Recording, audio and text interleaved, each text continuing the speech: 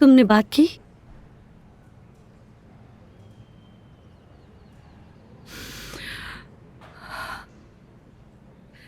हिम्मत नहीं हुई मेरी। दिल चाहता है सुबह उठूं तो सब कुछ पहले जैसा हो गया हो।